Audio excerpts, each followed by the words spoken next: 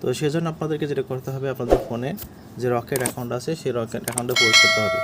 তো রকেট অ্যাকাউন্টে প্রবেশ করার পর এরকম ইন্টারফেস আপনার সামনে চলে আসবে। এখান থেকে আপনারা পে বিল নামে একটা অপশন পেয়ে যাবেন, এখানে আপনারা ক্লিক করে দেবেন।